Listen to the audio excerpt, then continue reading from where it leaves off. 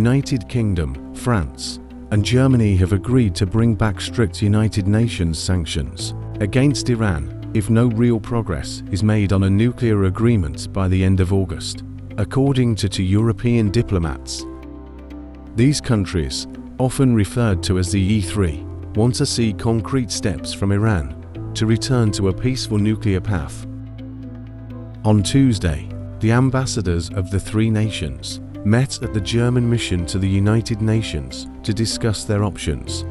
A similar discussion also happened on Monday during a phone call between US Secretary of State Marco Rubio and the foreign ministers of the three European countries. The US remains concerned that Iran could develop nuclear weapons if left unchecked. After the phone call, the US State Department released a statement saying the officials all agreed on the need to prevent Iran from obtaining a nuclear weapon. All parties involved stressed the importance of maintaining international security and ensuring Iran follows global rules.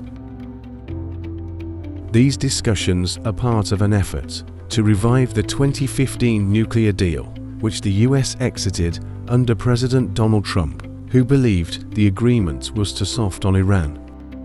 That deal had lifted economic sanctions in exchange for restrictions on Iran's nuclear activities. A special clause, known as the snapback provision, allows sanctions to be quickly reimposed if Iran violates the deal.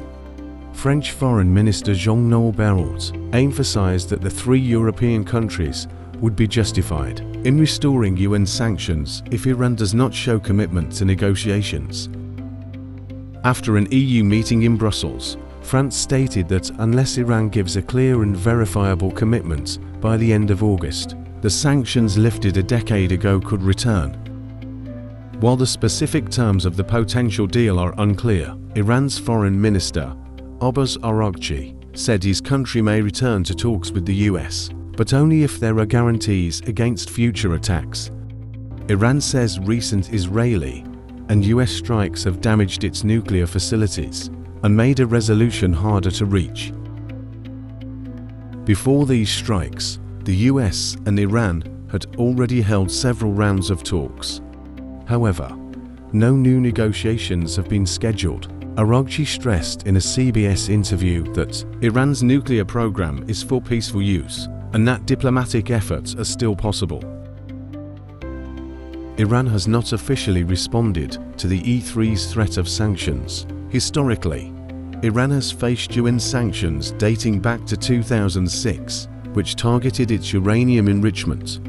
Those sanctions restricted Iran's ability to import nuclear-related technology and froze the assets of individuals involved in its nuclear efforts. Some restrictions were lifted in 2015 under the Joint Comprehensive Plan of Action, JCPOA. However, when the US left the agreement in 2018 and reimposed sanctions, Iran began to exceed the deal's nuclear limits. Recent developments, including Iran's support for Russia in the Ukraine war, have led the three European countries to consider reactivating missile-related sanctions. Iran continues to argue that these sanctions were unfair. While Russia supports Iran's position, European countries have grown more cautious, especially due to Iran's alleged military support to Russia. With trust at a low point and tensions high, a return to the negotiating table looks increasingly uncertain. In the face of mounting diplomatic pressure, Europe's message to Iran is clear. The window for nuclear compliance is closing fast. As the deadline looms, the world watches closely. Will Tehran return to the negotiating table? Or will the snapback of the United Nations sanctions mark a new chapter of confrontation?